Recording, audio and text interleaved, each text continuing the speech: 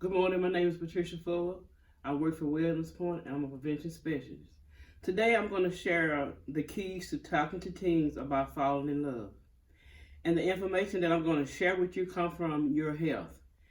And there are 8 different types of love, but most of us are familiar with only 3.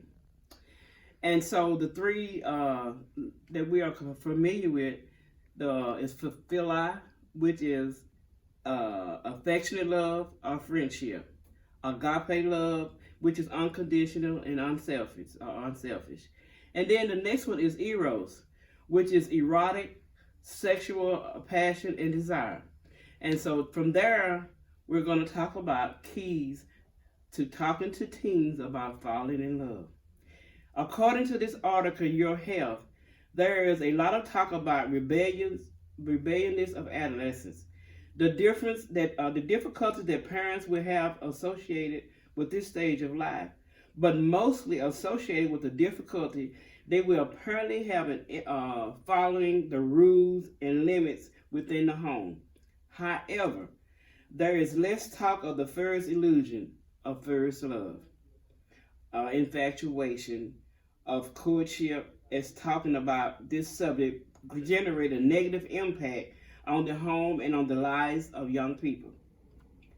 One of the hypotheses associated with this situation is that it can be hard for parents to realize that their little one is no longer so small, that their only loves are no longer their parents, but that, oh, surprise, my son or daughter is in love, and that implies that there is another young man he or she is interested in. In addition, the fear implied by the consequences that falling in love can entail, at least from the mind of the adult and from reality, because it is not alien that teenage pregnancy is an issue that must be addressed. And the fact that our children grow up makes us see that we do too, and that as they become young and young adults, we have already left that stage and begin to see the mirror, the passage of time.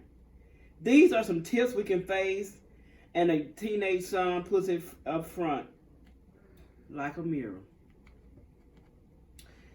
Now, just as you believe your stages to get to who you are today, your child will also do it. And today, I will leave you some specific keys, which do not seem to be exhausted, and not the only ways to handle it, but a guide to start addressing this important issue with your children, since we have to remember that teenagers will be exploring the world of adults.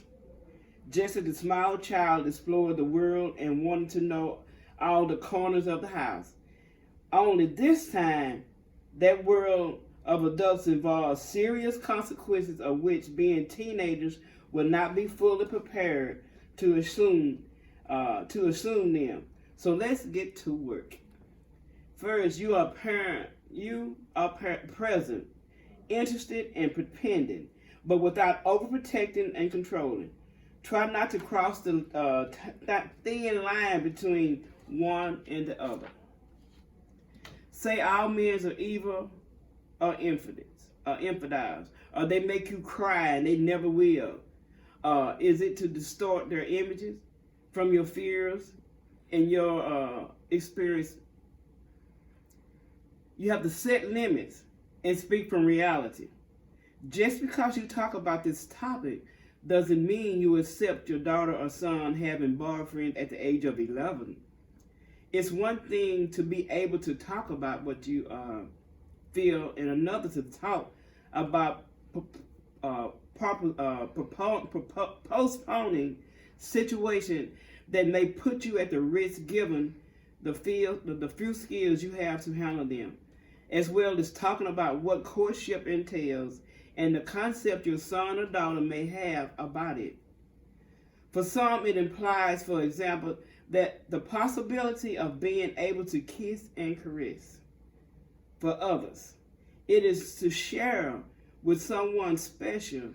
This must be known and defined, but also from the limit to incorporate into the home at what time it would be more suitable for your child to face the responsibility that this situation has.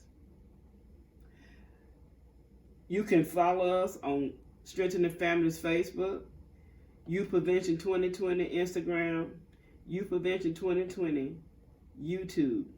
Thank you. Have a good day.